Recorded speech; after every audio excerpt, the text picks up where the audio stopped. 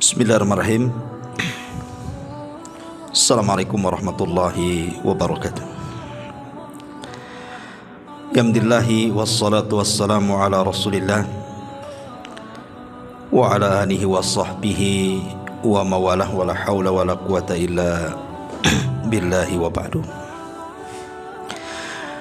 Alhamdulillah, di siang ini kembali kita bisa duduk untuk bertalabul ilmi, dan kita masih meneruskan kitab Tauhid, dan kita masuk pada bab ke-52 di mana bab ini menjelaskan tentang doa dengan mengucapkan Allahumma gfirli in syi'ta. Ya Allah, ampuni aku jika Engkau menghendaki.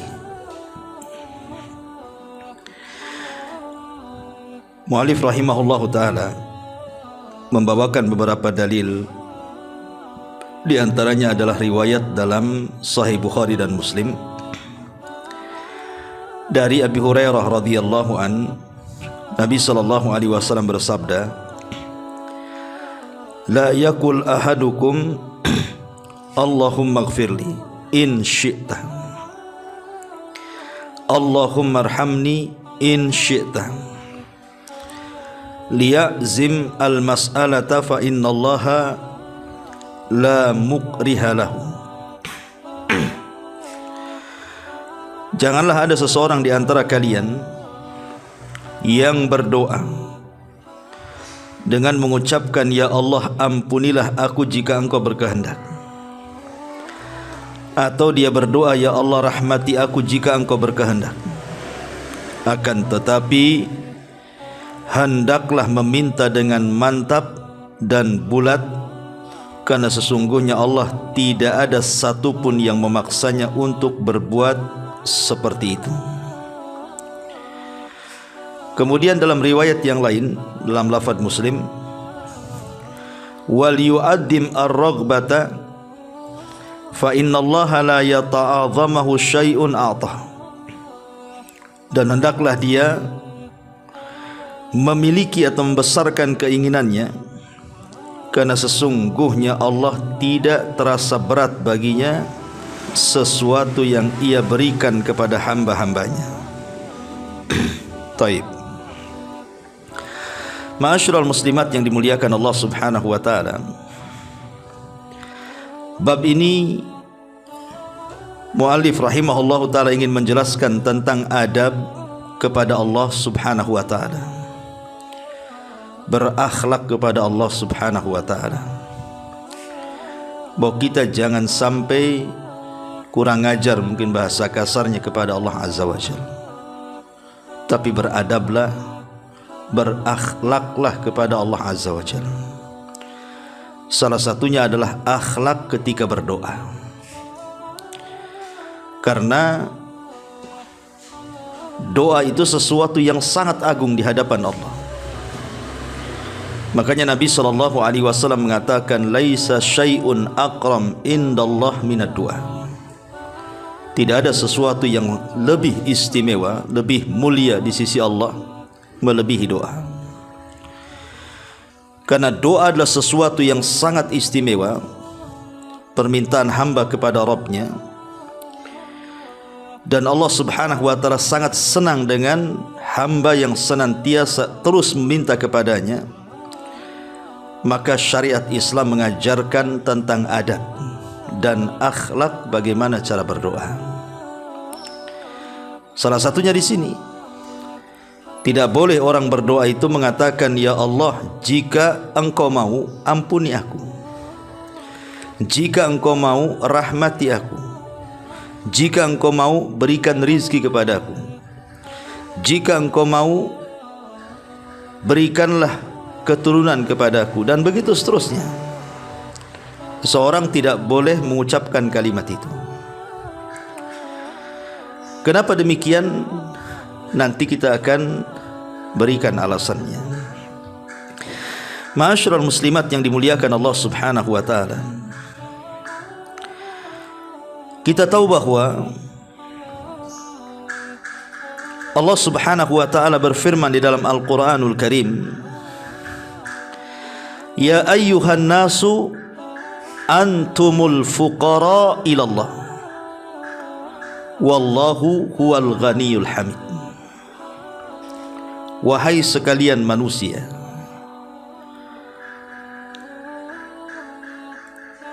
antumul fuqara ilallah, kalian itu sangat fakir dan berhajat kepada Allah Subhanahu wa taala. Wallahu huwal ghani al-hamid, karena Allah lah zat yang maha kaya, tidak memerlukan sesuatu baginya, lagi maha terpuji. Para ulama mengatakan bahwa di antara ruh ibadah seseorang itu ketika beribadah kepada Allah Subhanahu wa taala, hendaklah diiringi dengan at-tadhallul, merendahkan diri kepada Allah Subhanahu wa taala, wal iftikar, dan merasa butuh dan berhajat kepada Allah Azza wa Jalla. Jadi ruhnya sebuah ibadah itu adalah ketika kita ini merasa rendah, merasa hina, merasa kecil, merasa miskin di hadapan Allah Azza wa Jalla, merasa berhajat kepada Allah, butuh kepada Allah. Itulah hakikat daripada ruh ibadah. Tetapi seseorang yang kemudian menampakkan kesombongannya, seolah-olah tidak berhajat kepada Allah Subhanahu wa taala, maka Allah Subhanahu wa taala ancam, sayadkhuluna jahannama dakhirin. Mereka orang-orang yang sombong kepada Allah itu akan dimasukkan ke dalam jahanam dengan cara dihinakan. Ma'asyiral muslimat yang dimuliakan Allah Subhanahu wa taala, dalam sebuah hadis Nabi SAW bersabda dalam hadis yang dikeluarkan Imam Muslim dalam sahihnya dari hadis Abi Dzar radhiyallahu anhu, Allah Subhanahu wa taala berfirman dalam hadis qudsi, Ya ibadi, innakum lan tablughu dhurri fatadurruni wa lan tablughu naf'i fatanfa'uni. Ya ibadi, law anna awwalakum wa akhirakum wa insakum wa jinnakum kanu ala atqa qalbi rajulin wahidin minkum ma zada dhalika fi mulki syai'an. Ya ibadi, law anna awwalakum wa akhirakum wa insakum wa jinnakum kanu ala afjari qalbi rajulin wahid ma naqasa dhalika min mulki syai'an. Dalam hadis qudsi, salah satu penggalannya adalah, kalau seandainya orang yang pertama di antara kalian sampai kepada orang yang terakhir di antara kalian, maksudnya sejak zaman Nabi Adam sampai yang terakhir mati, mereka berada di atas satu hati, semua bertakwa kepada Allah Azza wa Jalla, maka kata Nabi SAW, tidaklah ketakwaan seluruh manusia sejak zaman Nabi Adam sampai yang terakhir mati itu bisa menambah kekuasaan Allah sedikit pun. Atau sebaliknya, kalau satu dunia ini, jin dan manusianya, dari awal sampai akhir mereka berada di atas satu hati, semua rusak manusianya, tidak ada yang bertakwa kepada Allah Azza wa Jalla, itu tidak mengurangi kerajaan Allah sedikit pun. Karena Allah Subhanahu wa taala ghani, Dia tidak butuh kepada kita, kita yang butuh kepada Allah. Allah tidak berhajat kepada kita, kita yang berhajat kepada Allah Azza wa Jalla. Karena Dia adalah Samad, seluruh manusia bergantung kepada Allah Azza wa Jalla. Bahkan dalam hadis yang lain, kalau seandainya orang yang awal-awal di antara kalian, Adam alaihi salatu wassalam, wa akhirakum, ataupun orang-orang yang terakhir di antara kalian, orang yang hidup menjelang kiamat, mereka berkumpul ala sa'idin wahid, di sebuah tanah dataran yang luas. Dikumpulkan semuanya manusia di situ, jin dan manusianya. Kemudian mereka pun fayas'aluna mas'alatahu, masing-masing orang dan masing-masing jin, dari orang yang awal, jin yang awal, sampai orang yang terakhir, jin yang terakhir hidup, mereka mengemukakan permintaannya. Semua minta kepada Allah. Ada yang minta banyak, ada yang minta berlebihan, ada yang minta sedikit. Semua minta. Maka Nabi SAW mengatakan dalam hadis qudsi, kata Allah Subhanahu wa ta'ala, maka Allah Subhanahu wa ta'ala akan memberikan seluruh permintaannya. Karena kekayaan Allah Subhanahu wa ta'ala yang Allah berikan kepada seluruh manusia, jin dan manusianya, itu seperti jarum yang dicelupkan ke lautan, kemudian diangkat, kemudian di situ ada satu tetes di ujung jarum. Itulah kekayaan Allah Subhanahu wa ta'ala yang diberikan kepada seluruh manusia dan jinnya, dan itu cukup untuk mereka. Sementara lautan luas itu adalah kekayaan Allah Azza wa Jalla. Jadi kalau Allah Subhanahu wa ta'ala memberikan kekayaannya kepada seluruh manusia yang memintanya, kepada seluruh jin yang memintanya, itu seperti jarum yang dicelupkan ke air lautan, kemudian diangkat satu tetes. Itulah mencukupkan untuk memberikan kepada seluruh jin dan manusia dalam permintaan mereka. Artinya Allah itu ghani, maha kaya. Allah itu kaya. Allah itu sangat luas kekayaannya dan tidak terbatas. Karena yang diberikan kepada kita manusia dan jin dari awal sampai akhir itu hanya setetes air yang ada di ujung jarum. Sementara kekayaan terbentang bagaikan lautan, seolah-olah tak bertepi. Yang ingin saya katakan bahwa di dalam hadis yang atau bab yang kita kaji ini, Nabi SAW melarang, tidak boleh seseorang itu berdoa kepada Allah dengan mengatakan, ya Allah ampuni aku jika kau mau, ya Allah rahmati aku jika kau mau, ya Allah berikan rizki kepadaku jika kau mau, ya Allah berikan keturunan kepadaku jika kau mau. Kalimat seperti ini ada kalimat merendahkan, tidak beradab, merendahkan Allah Subhanahu wa ta'ala. Kenapa kalimat ini dilarang tegas dalam agama? Tidak boleh seseorang itu dalam berdoa mengucapkan kalimat itu. Pertama,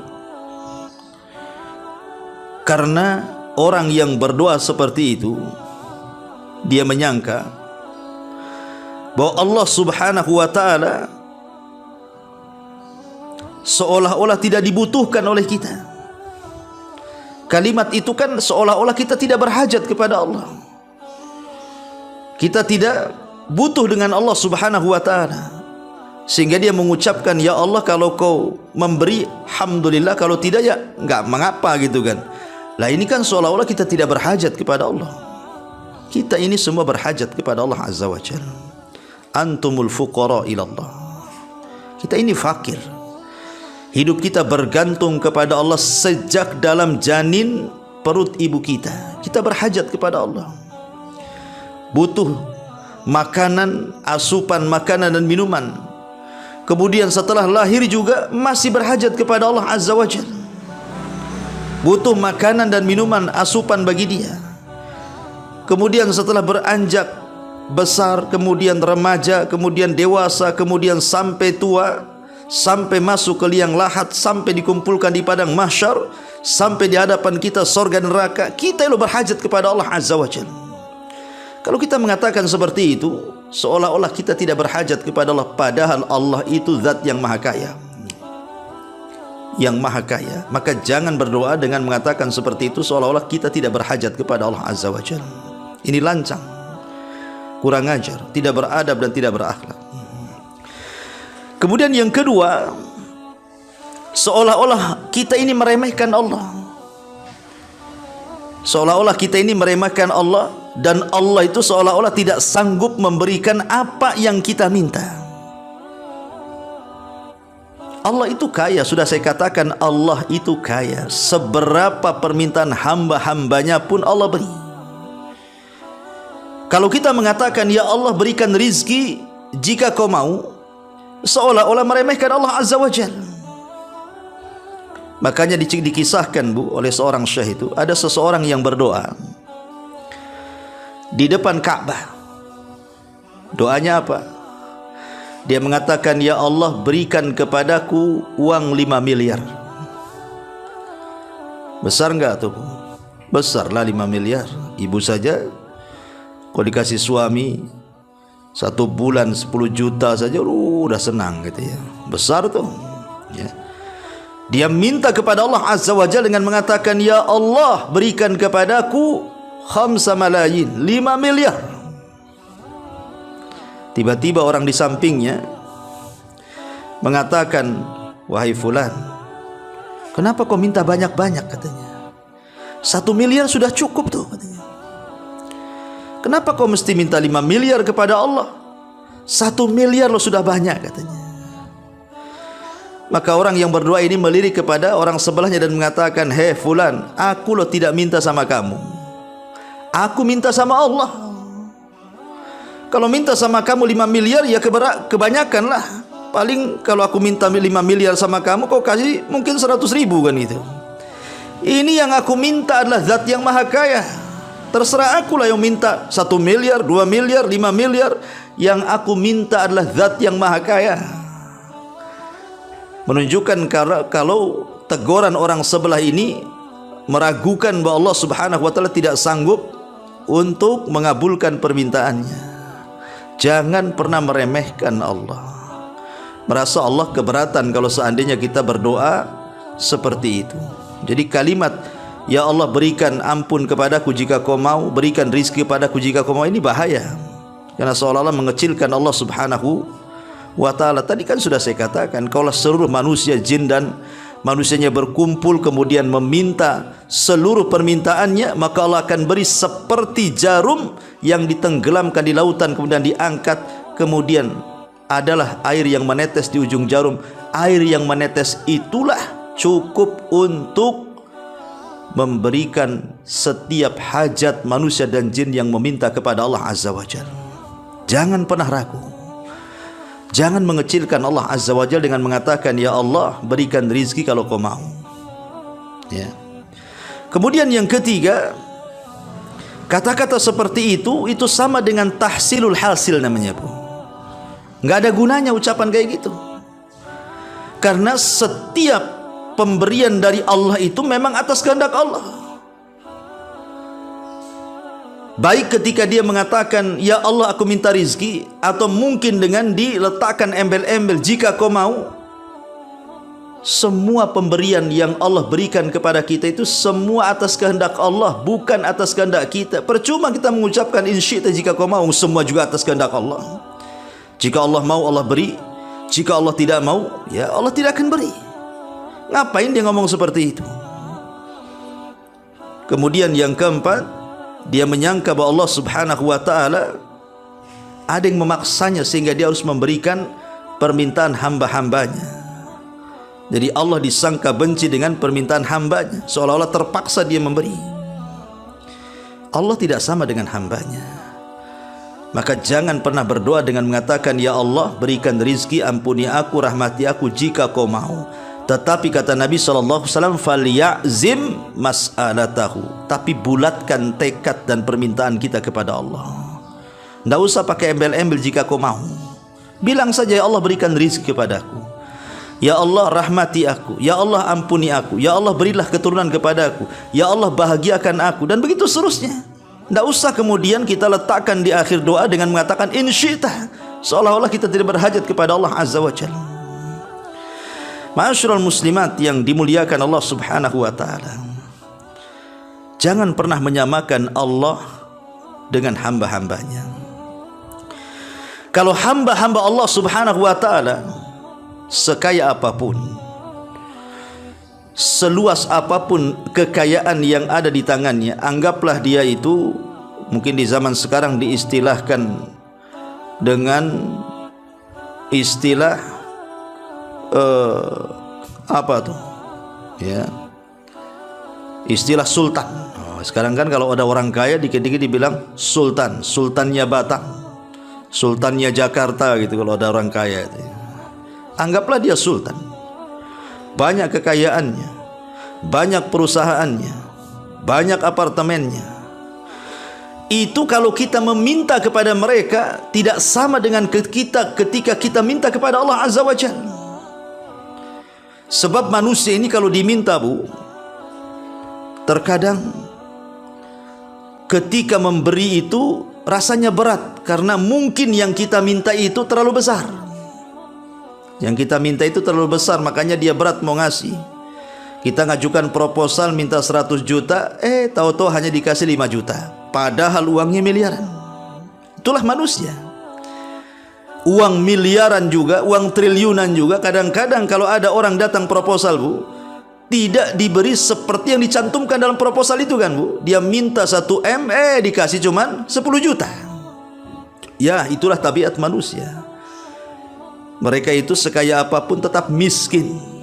Tidak ada orang kaya itu kaya di dunia. Tetap yang kaya itu Allah Subhanahu wa ta'ala. Ataupun bakhil, tidak mau ngasih dia, padahal kaya tapi bakhil. Dia berpikir seperti paradigma sekuler. Nih kalau saya kasih permintaannya, habislah uang saya. Padahal uangnya triliunan, miliaran. Yang diminta itu mungkin 1 juta, 2 juta. Nggak mau kasih dia, takut kurang kekayaannya. Dia nggak yakin bahwa harta dia titipan Allah Subhanahu wa ta'ala.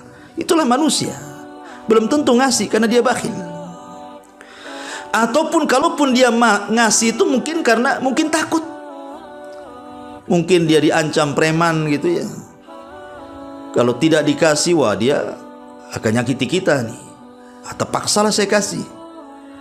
Ini kalau tidak saya kasih, ini dipersulitlah pekerjaan saya. Kalau saya tidak kasih, dipersulitlah akses saya, dan begitu seterusnya. Terkadang manusia itu kalau memberi itu karena sebab takut, atau kalaupun dia memberi itu karena ada masalah untuk dirinya. Ini harus saya sogok nih orang ini, kalau enggak nanti enggak licin nih. Saya harus sogok dia ini, harus saya kasih nih orang ini, kalau enggak dipersulit nanti saya nanti.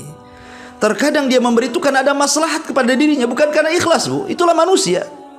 Kalau ada orang datang meminta kepada kita itu, imma karena terlalu besar permintaannya sehingga kita kasih sedikit, atau mungkin tidak sama sekali diberi karena dia bakhil, atau mungkin karena takut, atau mungkin karena ada maslahat yang bermanfaat untuk dirinya, terpaksa dia kasih.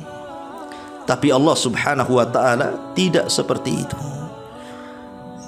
Allah itu jangan disangka berat ketika kita meminta sesuatu yang mungkin menurut kita kebanyakan. Tidak ada yang sedikit, tidak ada yang banyak bagi Allah.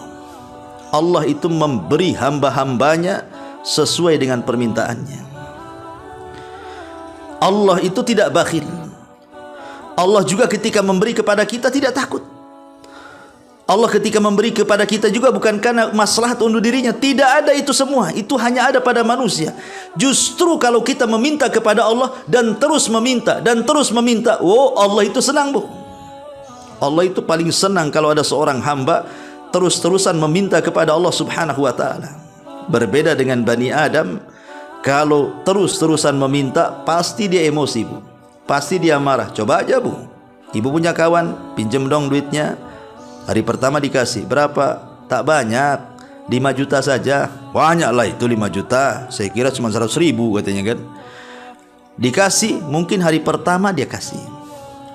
Besoknya datang lagi, pinjam uang lagi dengan jumlah yang sama 5 juta. Mungkin bisa dikasih, tapi kalau ketiga kali, keempat kali, kelima kali, boleh jadi Bu dia emosi. Mungkin kalau datang kita rumahnya digembok, mungkin juga handphonenya diblokir nomornya, atau tidak mau ketemu, atau kalau nampak di jalan dia menghindar. Takut nih kalau dia datang pasti pinjam uang nih. Jadi kadang-kadang orang itu berpikir ulang. Itulah manusia, kalau banyak diminta dia marah. Tapi Allah Subhanahu wa taala justru terbalik. Kalau kita tidak meminta kepada Allah, Allah marah. Itulah bedanya. Ya, jangankan minta yang besar, yang kecil saja. Kalau ibu hari-hari datang ke tetangga minta bawang itu ya cuman 5 iris saja. Kalau hari-hari minta, pasti akan langsung ditutup tuh rumahnya.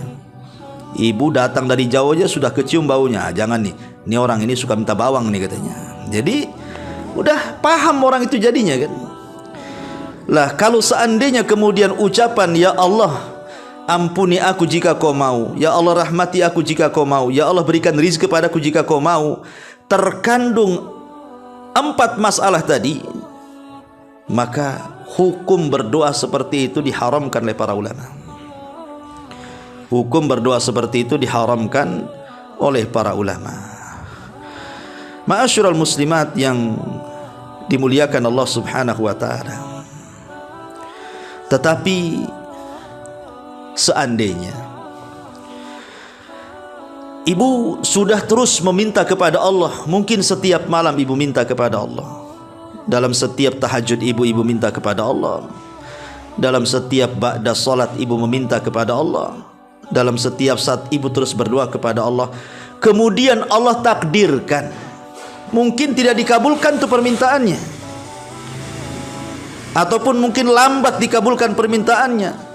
Sudah berbulan-bulan, bertahun-tahun ibu berdoa, tak kunjung pula ada sinyal dan tanda-tanda bahwa Allah mengabulkan permintaannya. Kalaulah terjadi seperti itu, jangan kita katakan Allah bakhil, jangan kita katakan Allah Subhanahu wa taala benci. Tidak. Boleh jadi ketika Allah tidak mengabulkan segera permintaan kita itu, satu, karena sebuah kemaslahatan, ada hikmah di dalamnya. Jadi kalau Allah tidak mengabulkan doa kita, itu kan hikmah. Hikmah ini bisa kita ketahui atau tidak bisa kita ketahui. Diketahui ataupun tidak, semua perbuatan Allah itu ada hikmahnya. Lah salah satunya, boleh jadi kalau kita sudah minta kok enggak dikasih, boleh jadi itu satu karena sebuah maslahat untuk kita. Mungkin kita ini fakir.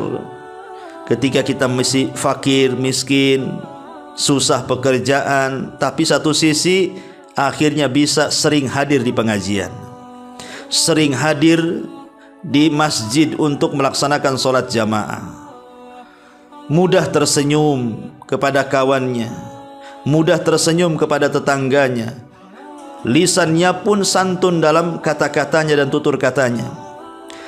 Boleh jadi kalau seandainya dia berdoa kepada Allah Subhanahu wa taala, minta kekayaan, akhirnya kemudian Allah berikan kekayaan, belum tentu dia rajin ibadah lagi kan Bu. Boleh jadi sudah enggak pernah hadir lagi di majlis taklim tuh. Boleh jadi enggak pernah hadir di masjid lagi. Boleh jadi mungkin sikapnya juga tidak seperti dia miskin, masih bisa senyum, sekarang sudah tidak senyum karena takut dipinjam orang uangnya. Bisa berubah tuh. Persis seperti firman Allah Subhanahu wa taala, kalla innal insana la yatgha an ra'ahu stagna. Sekali-kali manusia itu bisa melampau kalau seandainya Allah Subhanahu wa taala memberikan kekayaan kepadanya. Lihat Qarun, saat dia fakir, dia orang yang ahli ibadah, munawwir, wajahnya penuh cahaya karena dia gemar membaca kitab Taurat dan indah bacaannya. Tapi setelah kaya, apa yang terjadi? Dia pun tidak menasabkan nikmat itu kepada Allah dan mengatakan innama utituhu min ilmin indi. Kalian minta enak saja. Ini kekayaanku ini karena kecerdasanku. Karena aku ini sekolah wajar saya kaya. Karena aku ini doktor, profesor, saya ini seorang dokter, seorang pilot, seorang menteri, wajar saya kaya. Saya ini pengusaha. Dia ingkari itu kalau kekayaan itu milik Allah. Makanya Allah katakan dalam Al-Quran, fakhasafna bihi wa bidarihil arda. Kami tenggelamkan Qarun dan seluruh kekayaannya. Jadi bisa saja ketika Allah kemudian tidak memberi permintaan kita karena sebuah maslahat. Sebab kalau diberikan kekayaan makin kufur kita. Makanya sengaja Allah Subhanahu wa taala tidak memberikan kekayaan itu supaya dia tetap istiqomah. Dia bisa hadir di majlis taklim, dia bisa rajin ibadah, sikapnya juga santun, ucapannya juga santun, dan begitu seterusnya, supaya istiqomah dia. Ini kan baik kan, Bu? Ya. Ini yang pertama. Yang kedua, boleh jadi Allah Subhanahu wa taala tidak kabulkan segera itu karena Allah hendak menabung pahala bagi orang yang berdoa itu. Untuk apa tabungan itu? Untuk kelak di akhirat mengangkat derajat kita di sorga. Jadi kalau seandainya kita terus berdoa kok nggak dikabul-kabulkan, Bu, boleh jadi Allah sengaja menabungkan pahala kita supaya kelak ketika Allah takdirkan kita masuk sorga sebagai pengangkat derajat kita di sorga. Amalan kita tidak banyak, tetapi sorga ditinggikan oleh Allah karena apa? Karena rajin berdoa. Ini yang kedua. Atau yang ketiga, kalau memang kita berdoa kemudian lambat dikabulkan, boleh jadi Allah Subhanahu wa taala akan memberi sesuatu yang jauh lebih baik dibandingkan yang ia minta. Bisa saja.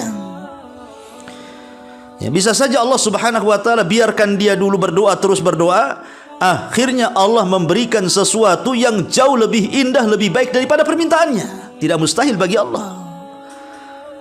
Tidak mustahil bagi Allah memberikan sesuatu yang terbaik dari permintaan seorang hamba kepadanya. Atau yang keempat, bisa saja Allah Subhanahu wa taala tidak kabulkan segera permintaannya karena sebuah keburukan. Atau yang terakhir, mungkin Allah Subhanahu wa taala mengabulkan dengan cara yang lainnya. Yang diminta lain, yang dikabulkan pula lain. Yang diminta supaya dimudahkan pekerjaannya, supaya diterima pekerjaannya, dimudahkan rizkinya, diluaskan rizkinya. Tetapi Allah tidak kabulkan permintaannya, yang dikabulkan pula permintaan yang tidak diminta. Contoh pamannya dihindarkan dari kecelakaan, dihindarkan dari penyakit. Walaupun mungkin dia tetap miskin, meminta kaya tidak dikabulkan, tapi badannya disehatkan, gak ada penyakit. Boleh jadi mungkin anaknya soleh dan soleha. Boleh jadi kemudian rumah tangganya mawaddah warahmah, Allah kabulkan yang lainnya. Jadi bukan berarti kemudian kalau seorang berdoa kepada Allah kemudian Allah lambat mengabulkannya atau dikabulkannya tidak dengan segera gitu. Kemudian kita macam-macam kepada Allah Azza wa Jal, langsung suudzon kepada Allah Azza wa Jal. Tidak boleh, karena Allah Subhanahu wa taala itu ma'adhanni abdi bi. Kata Allah, Allah itu bersama prasangka hambanya kepadaku. Kalau dia berprasangka baik, Allah baik pada kita. Kalau kita berprasangka buruk kepada Allah, Allah akan buruk kepada kita. Jadi itu yang harus dipahami. Ma'asyiral muslimat yang dimuliakan Allah Subhanahu wa taala. Kembali kepada hadis tadi. Di sini Nabi sallallahu alaihi wasallam mengatakan, la yaqul ahadukum, janganlah salah seorang di antara kalian berkata, Allahumma ighfirli in syi'ta, ya Allah ampuni aku jika kau mau. Allahumma arhamni in syi'ta, ya Allah rahmati aku jika kau mau. Kalimat ini tadi saya sudah jelaskan 4 poin. Salah satunya adalah seolah-olah dia tidak berhajat kepada Allah. Tetapi ada doa yang biasa ibu ucapkan kan, Bu, kalau ibu mendengar ada orang sakit. Biasanya ibu menyampaikan apa? La ba'sa tahurun insyaallah. La ba'sa tahurun insyaallah. Rasul mengucapkan kalimat itu. Kemudian di sisi lain di sini Rasul melarang tidak boleh mengucapkan in syi'ta. Ya Allah ampuni aku jika kau mau. Sementara dalam hadis ini ketika ada orang sakit kita katakan la ba'sa, tidak mengapa, tahurun, semoga Allah bersihkan dosa-dosamu, insyaallah jika Allah mau. Itu sama dengan kalimat in syi'ta, jika engkau mau ya Allah. Apa bedanya tuh? Kenapa dalam lafaz ini Rasul SAW menganjurkan untuk mengucapkannya, sementara dalam hadis ini Rasul melarang mengucapkan kalimat in syi'ta, jika Allah berkehendak? Maka ulama menjawab bahwa kalimat la ba'sa tahurun insyaallah ini bukan babnya babul insya, bab doa bukan, tapi di sini babul khabar. Kalimat la ba'sa tahurun insyaallah ini bukan doa tapi khobar, menghabarkan. Jadi kalau ada saudara kita sakit, seolah-olah kita katakan yang sabar ya. Kalau engkau sabar, nanti dosa-dosamu akan dibersihkan dengan penyakitmu jika Allah berkehendak. Itu kan hanya ngasih tahu, ya, bukan mengatakan semoga dosa-dosamu hilang dengan penyakitmu, insya Allah. Ya, itu tidak boleh. Ya, tetapi yang dimaksud di sini khabar. Dan kalimat insya Allah dalam bab ini memang dalam rangka mencari berkah, tabaruk dengan insya Allah. Makanya Syekhul Islam Ibn Taimiyah rahimahullahu ta'ala ketika hendak menyerang pasukan Tatar Mongolia, pasukannya mengatakan kita akan serang Tatar. Kata Syekhul Islam Ibn Taimiyah, katakan insya Allah, kita akan menyerang Tatar dan kita akan menang. Kata Syekhul Islam Ibn Taimiyah, katakan insya Allah, sampai 3 kali. Kemudian Ibn Taimiyah mengatakan maksud ucapan Syekh insya Allah adalah tahqiqan la ta'liqah. Maksudnya adalah tahqiq, sebuah keyakinan, bukan sebuah keraguan-raguan. Artinya mengucapkan insya Allah ini mengambil berkah dengan menyebut nama Allah Subhanahu wa ta'ala. Jadi harus dibedakan. Kalau la ba'sa tahurun insya Allah ini enggak apa-apa, ini bentuknya khabar. Tapi kalau di sini Allahumma gfirli in syi'ta, Allahumma arhamni in syi'ta, ini hanya contoh saja. Doa apapun dengan mengatakan ya Allah berikan rezeki kepadaku jika kau mau, berikan keturunan kepadaku jika kau mau, maka apapun bentuk doanya kepada Allah jangan diembel-embeli dengan kata-kata in syi'ta, jika kau mau, karena seolah-olah itu menunjukkan kita tidak berhajat kepada Allah Subhanahu wa ta'ala, dan ini tidak beradab. Ini mengurangi kesempurnaan tauhid, tidak berakhlak kepada Allah Azza wa Jalla. Ingat, Allah itu sudah banyak memberikan nikmat kepada kita. Kok kita tidak yakin? Tadi saya sudah singgung, bayi saja di kandungan ibundanya sudah diberikan rizki oleh Allah Azza wa Jalla, diberikan asupan makanan minumannya tuh, padahal dia dalam perut tuh. Kemudian dia lahir diberikan rizki lagi, kemudian besar sedikit diberikan rizki lagi, kemudian dia menikah, Allah berikan rizki lagi, kemudian dia tua, kemudian meninggal, Allah kasih juga rizki dalam kuburannya, kemudian dia masih surga, Allah kasih lagi. Jadi Allah itu terus memberi kepada kita tuh, memberi harta, memberi ketenangan, kesenangan, sakinah, mawaddah, anak yang baik, pasangannya, itu semua rizki dari Allah Subhanahu wa ta'ala. Ya, jadi jangan mengucapkan in syi'ta jika kau mau. Dia sendiri berhajat kepada Allah, dia sendiri sudah banyak diberikan rezeki, kok dia mengatakan insya Allah? Ini kan tidak beradab kepada Allah Azza wa Jalla. Makanya kemudian Rasul mengatakan falyazim liya'zimal mas'alata. Tapi kalau berdoa bulatkan, bulatkan keyakinan. Ibu harus yakin kalau doa ibu itu pasti dikabulkan. Ibu harus membulatkan tekad bahwa doa-doa ibu itu pasti didengar dan pasti akan diijabah. Harus yakin. Zat yang kita sembah loh, zat yang yakin, Allah Azza wa Jalla. Maka saat kita beribadah pun harus dengan keyakinan, karena zat yang kita sembah adalah zat yang yakin. Tidak boleh kita menyembah zat dan yang yakin disembah pula dengan keraguan-raguan. Maka kata Nabi SAW, liya'zim al-mas'alah, tekadkan, yakinkan bahwa setiap permintaan kita pasti dikabulkan. Kenapa? Karena fa innallaha la mukriha lahu. Kenapa demikian? Kata Nabi SAW, karena Allah tidak ada yang memaksanya. Enggak ada orang Allah dipaksa memberikan kepada kita, itu tidak. Kalau hamba, ya mungkin lah ya kan, kadang-kadang dia terpaksa atau dipaksa untuk memberi. Tapi Allah siapa yang maksa? Dan Allah tidak terpaksa. Karena apapun yang Allah berikan kepada kita itu tidak mengurangi sedikit pun kekayaannya, secuil pun tidak. Karena kalau seandainya jarum itu dicelupkan di lautan, kemudian menetes, nanti balik lagi ke lautan tuh tetesannya itu. Jadi tidak berkurang sama sekali pemberian Allah kepada kita itu. Lalu kita menganggap kemudian Allah tidak sanggup memberikan pemberian kita, kan lancang namanya. Maka kata Nabi SAW dalam hadis yang lain, wal yu'adzimir raghbah, hendaklah besarkan harapan kita kepada Allah. Besarkan harapan kita kepada Allah, jangan istijal. Karena di antara sebab ditolaknya doa itu istijal. Apa itu istijal, Bu? mengatakan da'autu falam yastajibli. Aku sudah berdoa, tapi kok tak kunjung-kunjung dikabulkan. Justru dia mengucapkan seperti itu, itulah sebab doa tidak dikabulkan. Jangan mengatakan seperti itu. Aku loh sudah capek aku minta itu. Setiap hari aku minta, setiap sholat aku minta, setiap malam aku minta, kok nggak pernah dikabul-kabulkan, kenapa ya? Jangan ngomong begitu. Sebab itu disebut isti'jal, dan isti'jal itu yang menghalangi doa, tidak akan dikabulkan Allah Subhanahu wa taala. Berdoa saja. Tidak perlu mengatakan aku sudah banyak berdoa tidak dikabulkan, karena tidak ada ruginya orang berdoa itu, Bu. Karena setiap doa itu ibadah.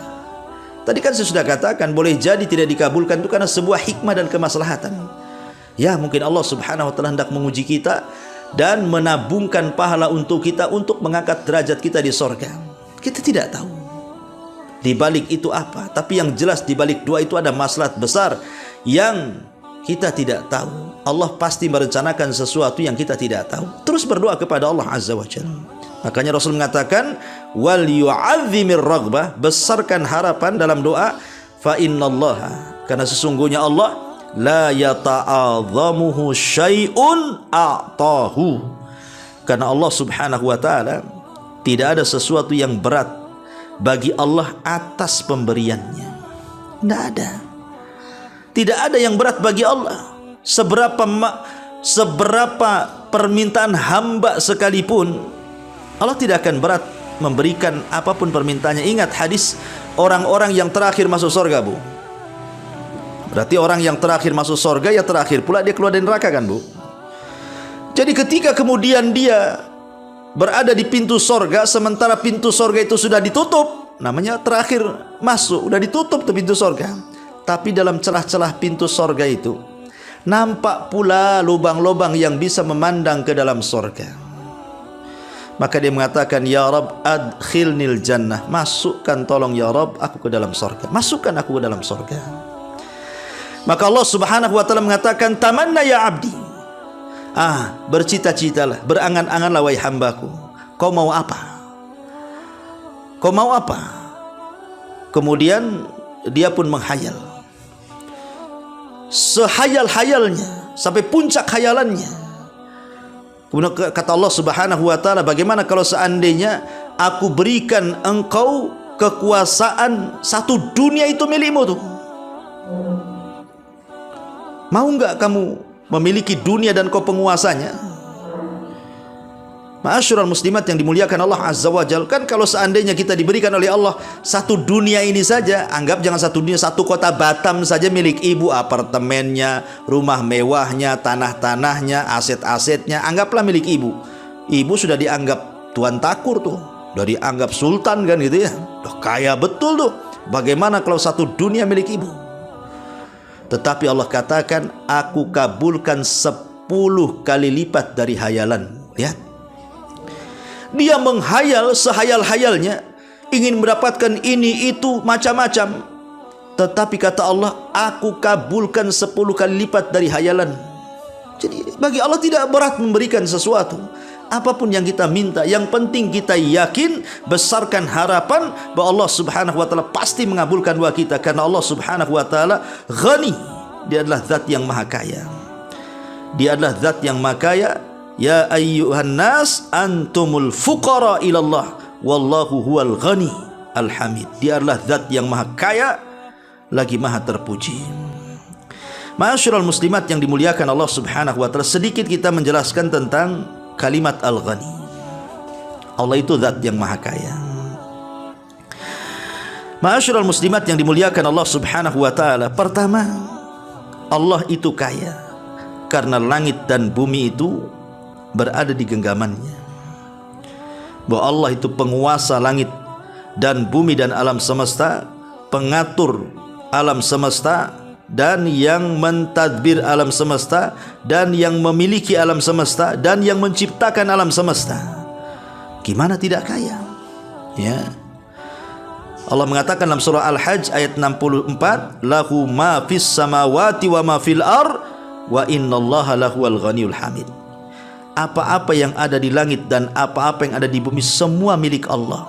Karena sesungguhnya Allah zat yang maha kaya lagi maha terpuji.